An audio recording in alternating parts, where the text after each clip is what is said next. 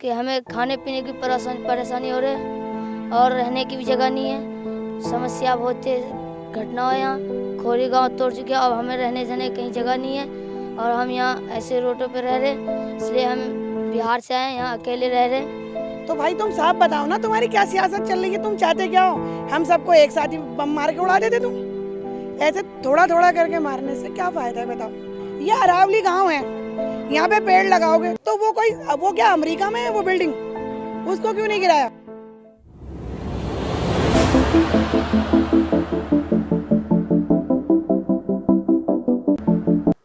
नमस्कार दोस्तों, मैं सुमित यादव। आप देख रहे हैं जनता जानना चाहती है द सुनामी पर। और खोरी गांव में मैं मौजूद हूं। इससे पहले पूर्वांचल की तस्वीर चुनावी सफ़र में मैं दिखा रहा था और दिल्ली आते ही खोरी आया हूं और यहां की तस्वीर मैं आपको दिखा रहा हूं।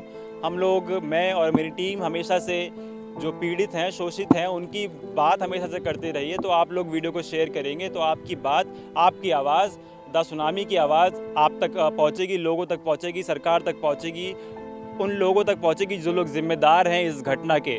ये जो मेरे पीछे आप देख रहे हैं, क्योंकि ये जो पीछे इस समय ये जो खंडर सा दिखाई दे रहा है, यहाँ पे कुछ भी नहीं है इस समय। ये यहाँ पे मदरसा था और मदरसे के बच्चे मेरे साथ इस समय मौजूद हैं। इन बच्चों से भी बात करेंगे और समझेंगे क्या परिस्थिति है। पूरा खोरी जो है साफ सपाट हो चुका है। कल हम लोग आए थे तो वीडियो नहीं बनाने दी गई। इससे पहले भी मैंने आपको दिखाया था कि मेरे साथ क्या हुआ था जब मैं खोरी आया था। पुलिस वाले यहाँ पे बदसलूकी, बदतमीज़ी मीडिया कर्मियों के साथ किस तरीके से करते हैं, वो सारी भी खबरें निकल के आ रही हैं। इसलिए ये वजह बहुत ख़ास कि खोरी की तस्वीर, खोरी की एक भी खबर, इतनी बड़ी घटना होने के बाद भी खोरी की एक भी खबर आपको ना किसी टीवी चैनल पर दिखाई देती है। टीवी चैनल पे कोई प्रोग्राम उस पर अलग से हो उसकी तो बात आप छोड़ दीजिए, नीचे एक जो टिकर चलता है वो भी चलता हुआ दिखाई नहीं देगा। अखबार के किसी कोने में, किसी कोने कतरे में भी एक हेडलाइन छोटी सी नज़र नहीं आएगी कि खोरी गांव में तबाही मचाई गई। तो इसका क्या कारण रहा? मेरे साथ मदरसे के बच्चे हैं। इन बच्चों से इनका नाम पूछेंगे, इनसे जानेंगे कि मदरसे में क्या पढ़ाई और अब मदरसा टूट जाने के बाद कैसा क्या लग रहा है। जी, क्या नाम है भाई आपका? मोहम्मद अलकमा। तो मदरसे में पढ़ते थे आप? जी। तो अब कल टूटा है ये? जी। तो अब क्या लग रहा है टूटने के बाद और कैसा? जी, टूटने के बाद हमारी पढ़ाई भी नहीं हो पा रही है, पानी भी हमें नहीं मिल रहा है, बिजली लाइट भी नहीं मिल रही है। पानी बिजली सब बंद है यहाँ पे? जी, दिक्कतें हो रही है हमें बहुत। क्या नाम है बेटा? अब्दुल रहमान।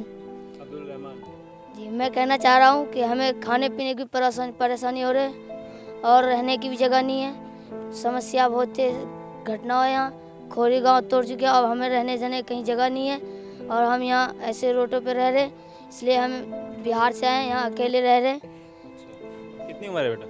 10 साल। 10 साल की है। तो 10 साल की उम्र का ये लड़का है। मदरसे में पढ़ाई चल रही थी, मदरसा टूट चुका, पढ़ाई लिखाई बंद हो चुकी, पिछले 2 साल से स्कूल भी बंद थे। तो कोई बड़ी बात नहीं कि ये सरकार किस तरफ चल रही है। अगर हम बात करें तो शिक्षा दीक्षा से 2 साल से वंचित रखा गया। ये यहाँ पे स्कूल भी थे, स्कूल तोड़े गए, मंदिर मस्जिद, चर्च में भी लाइब्रेरी थी, चर्च वो मैंने पहले भी तस्वीर दिखाई थी, सब तोड़ दिया गया, पूरा तबाह कर दिया गया है। खोरी गांव पहचान में आने लायक इसका नक्शा अब रहा नहीं है। 10 साल का लड़का अपनी बात रख रहा है कि खोरी गांव में हम यहाँ रहते थे, अब यहाँ पे पूरा सब हमारे घर मकान तोड़ दिए गए, पानी तक की सुविधा यहाँ पे नहीं है, खाने पीने की सुविधा नहीं है। जैसे तैसे हम झुग्गियाँ बना रहे हैं। झुग्गियाँ तोड़ने की भी बात पुलिस वाले करते हैं। जो लोग झुग्गियाँ बना रहे हैं उनकी झुग्गियाँ भी तोड़ दी जा रही हैं। जी, क्या नाम है बेटा? अब्दुल वाहिद। तो बताओ फिर, मदरसा टूट जाने के बाद क्या लग रहा है? बिल्कुल खराब लग रहा है, खराब लग रहा है? पढ़ने के लिए दिक्कत हो रही है। कैसी चल रही थी पढ़ाई इससे पहले? इससे पहले ठीक चल रही थी, ठीक चल रही थी। अब क्या करोगे? अब तो मदरसा नहीं है तो पढ़ाई भी नहीं हो रहा। कहाँ जाओगे? अभी नहीं पता। जी, क्या नाम है? मोहम्मद मुंतज़िर। बच्चों के सामान भी थे इसमें, क्या था सामान में? क्या बिस्तर से जो सामान थे, बैग वैग जो लाए थे, सब वहीं रह गए, दब गए सब उसके अंदर। अच्छा, तो सब इसमें तबाह हो चुका है, मिट्टी में मिल चुकी हैं सारी चीज़ें। और ये तस्वीर यहाँ पे मैंने दिखाई तस्वीर की, यहाँ पे पूरा ईंटें हैं, ईंटें अब बेच के गुजारा हो रहा है। 5 रुपए की जो ईंट थी 1 रुपए में बेची जा रही और उससे किसी तरह गुजारा किया जा रहा है। किसी तरह कुछ एक आध दो झुग्गियाँ यहाँ पे बनी हुई हैं, जैसे तैसे रहा जा रहा है। आगे की क्या तस्वीर होगी दिखाएंगे सुप्रीम कोर्ट में। जी सर, एक सवाल मेरा आपसे है और सुप्रीम कोर्ट में कुछ बातें चल रही हैं, वो क्या केस है, कितना पहुंचा और किस तरीके से लड़ाई, अब क्योंकि जो लड़ाई लड़नी थी लड़ चुके हैं, अब लीगल लड़ाई बाकी है खाली, तो लीगली क्या कर रहे हैं? सुप्रीम कोर्ट में तो हम गए नहीं। सुप्रीम कोर्ट नहीं गए? नहीं। कुछ लोग गए, मैंने सुना सुप्रीम कोर्ट में केस गए हैं, मतलब उसको मतलब तारीखें पढ़ ली हैं और पुनर्वास का मतलब बातचीत चल रही है, और ये लोग डबुआ में दे रहे हैं जहाँ पे मतलब कुत्ते भी मतलब रहना पसंद न करेंगे वहाँ पे, ऐसी मतलब फ्लैट्स बनाए हैं। आप सुप्रीम कोर्ट नहीं गए तो फिर आप क्या चाहते हैं? इस तरीके से तो गुजारा नहीं हो पाएगा। तो गुजारा तो इस तरीके से नहीं हो पाएगा, मगर हम दिल्ली वासी हैं तो हम लोग साकेत कोर्ट गए हैं। अच्छा जी, तो वहाँ पे क्या चल रहा है? तो वहाँ पे दिलासा दिया गया है कि अब आगे नहीं आएंगे मतलब परेशान करने के लिए।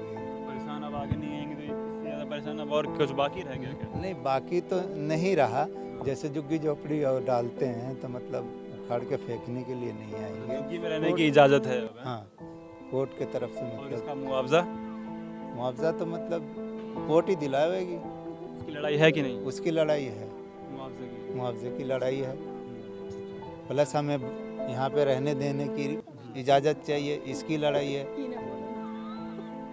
आपने दिल्ली सरकार से संपर्क करने की उस तरीके से प्रयास क्यों नहीं किया? क्योंकि जब दिल्ली के अंतर्गत आता है तो दिल्ली सरकार से केजरीवाल या फिर सिसोदिया से के पास में भी गए हम लोग, मतलब बहुत आदमी इकट्ठे होकर के कई कितनी गाड़ियाँ भर के गए, मगर केजरीवाल भी मतलब सुन के राजी नहीं, क्योंकि मतलब वो भी बीजेपी के दबाव में।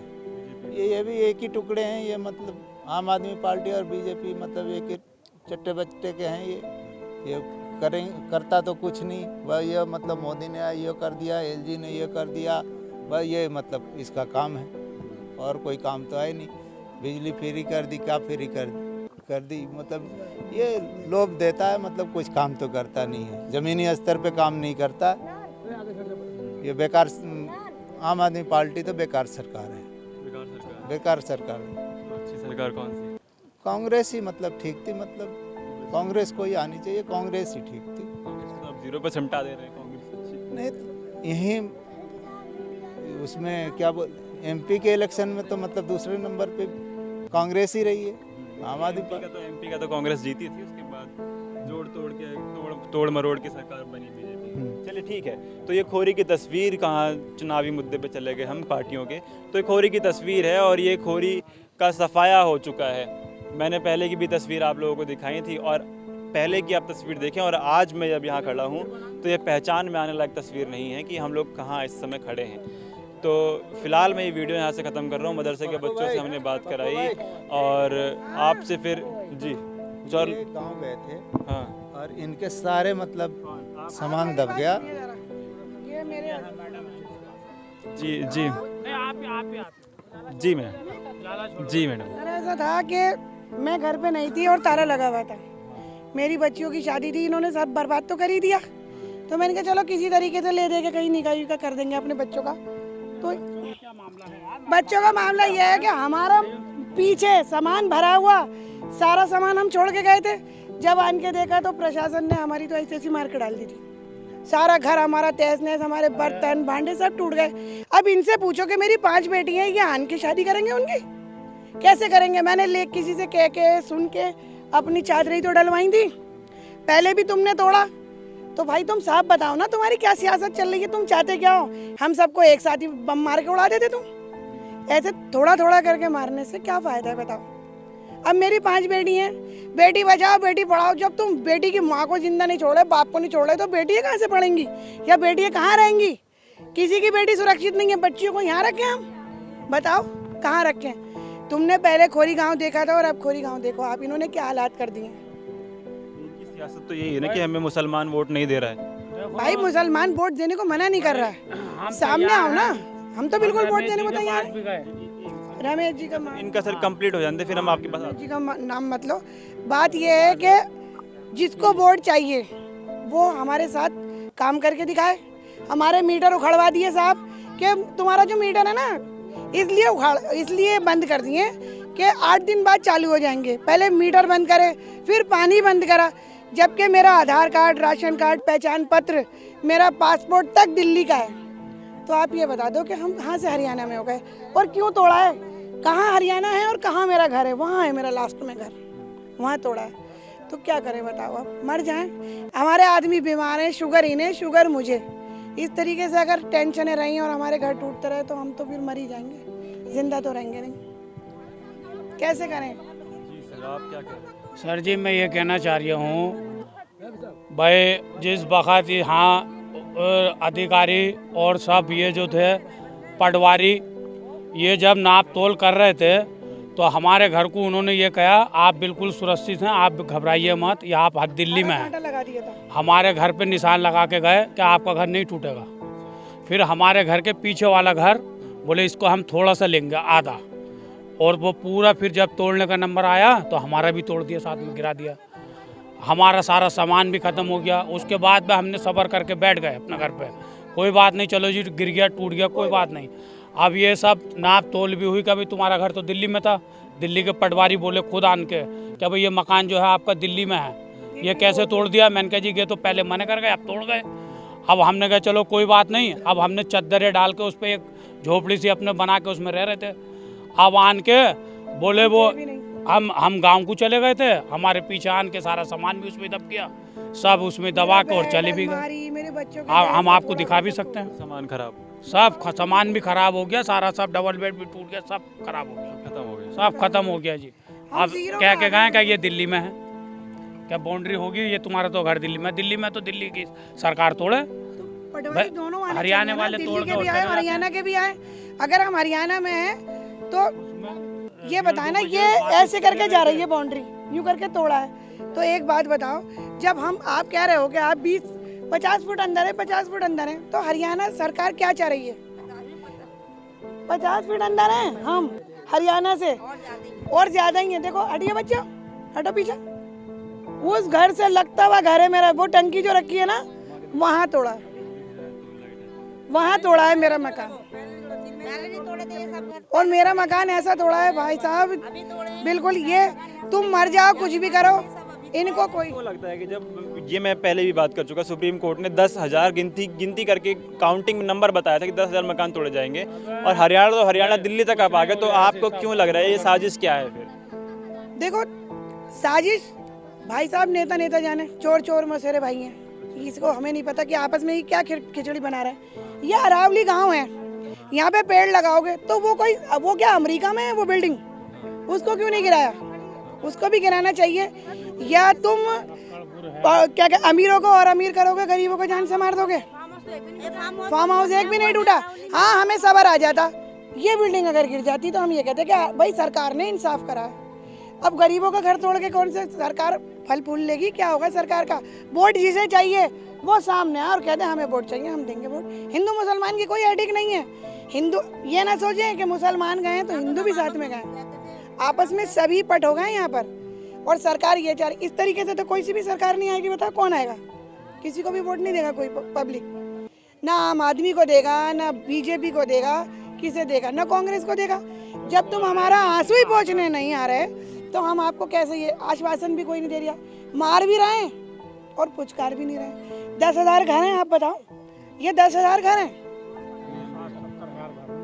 यहाँ से वहाँ तक जो मकान तोड़े हैं तो इन्होंने 2-2.5 लाख आदमियों को जो बर्बाद करा है, 4 लाख आदमी लोग, जिसमें के ननी की। और इस कॉलोनी में मेरी 5 बेटी है, उनकी 5 बेटी है, उनकी बेटियां ही बेटियां हैं हमारे पास। हमारा तो एक ही बेटा है, हमारा आदमी भी बीमार है, इन्हें शुगर है, मुझे शुगर है। अगर ऐसे ही हमारा घर नहीं रहेगा, मकान नहीं रहेगा तो हम कहाँ जाएंगे? रोड पे।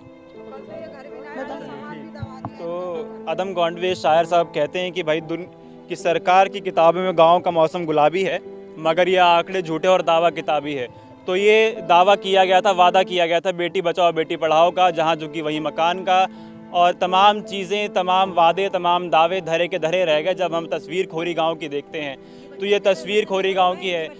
लोग बात करते हैं इंदिरा के ज़माने की कि इमरजेंसी लगाई गई, लेकिन इसकी अगर मैं बात करूं तो ये क्या इमरजेंसी से कम है। यहाँ पर मीडिया को आना अलाउड नहीं, मीडिया खोरी की तस्वीर दिखा नहीं सकती, और इसी का नतीजा है कि आप किसी भी अखबार और किसी भी टीवी पे खोरी की तस्वीर आप कभी देखेंगे नहीं, किसी भी अखबार की कोने पे भी खोरी की एक छोटी सी हेडलाइन नज़र आपको नहीं आएगी। तो क्या कारण है उसका, क्यों यहाँ की तस्वीर दिखाने के लिए मना किया जा रहा है, क्या साजिश, क्या रंजिश, और यहाँ से इन लोगों को बेघर करने के बाद सरकार यहाँ पे क्या करना चाहती है, सरकार का क्या इरादा है? क्योंकि हम लगातार पिछले कई दिनों से आरोप सुनते हुए आए हैं कि सरकार जो है पूंजीपतियों के लिए काम कर रही है। तो ये अब यहाँ पे गरीब को हटा देने से क्या होगा, इसके आगे की जो भी तस्वीर होगी, इनकी लड़ाई जो है वो कहाँ तक जाएगी, दोबारा से पुनर्वास मिलेगा कि नहीं मिलेगा, और दिल्ली के जो लोग हैं, कुछ लोग जो हैं जो दिल्ली के हैं, तो उनके लिए क्या होगा, क्या किया जाएगा, यहाँ पे कुछ मुआवजा या फिर क्या चीज़ें सरकार देने को राज़ी है? क्योंकि मैं बार बार बात करता हूँ, तमाम चीज़ें CAA की बात मोदी सरकार कर रही थी कि हम बाहर से लाएंगे लोगों को, पाकिस्तान और बांग्लादेश के यहाँ से जो माइनॉरिटीज़ हैं उनको लाएंगे और भारत में बसाने का काम करेंगे। यहाँ के लोगों को आप सही से खिला पिला नहीं पा रहे हैं। यहाँ के लोगों ने जो अपने घर मकान बनाए थे उनकी छत आप उजाड़ने का काम कर रहे हैं। तो किस तरीके से आप ये बात कह सकते हैं कि हम बाहर से लोगों को लाएंगे और यहाँ हिंदुस्तान में बसाने का काम करेंगे? कौन ऐसे हिंदुस्तान में आके बसना चाहेगा? सबसे बड़ा सवाल फिर ये उठता है, जब यहाँ पे सरकार इस तरीके का रवैया सरकार का है कि यहाँ पे जो गरीब, मजदूर, पिछड़े वर्ग के लोग हैं, शोषित हैं, वंचित हैं, उन लोगों के साथ ये सुलूक ये सरकार कर रही है। हमने तमाम चीज़ें देखी, तमाम तस्वीरें देखी और कई तस्वीरें मैं खोरी गाँव की पहले भी दिखा चुका, आज यहाँ पे मौजूद हूँ तो सब सफाया है, सब साफ़ है। तो जुड़े रहे हमारे साथ, आप शेयर करेंगे वीडियो को, आपकी क्योंकि आवाज़ है, आपकी आवाज़ बुलंद हो तो शेयर करें वीडियो को, आपकी आवाज़ और बुलंद मिलेगी, आवाज़ को बुलंदी मिलेगी और मजबूत होगी आवाज़ आपकी, क्योंकि अगर आप ये वीडियो शेयर करते हैं, क्योंकि मैं हमेशा से और मेरी टीम द सुनामी की टीम हमेशा से बात आप लोगों की करती चली आई है। तो शेयर करें वीडियो को, सब्सक्राइब करें चैनल को, सब्सक्राइब के बगल में एक ज्वाइन का बटन होगा, ज्वाइन करें, मेंबरशिप लें चैनल की, ताकि मजबूती मिले चैनल को और हम लोगों को भी। तो जुड़े रहे हमारे साथ, देखते रहे सुनामी। तब तक नमस्कार, खुश रहें, स्वस्थ रहें।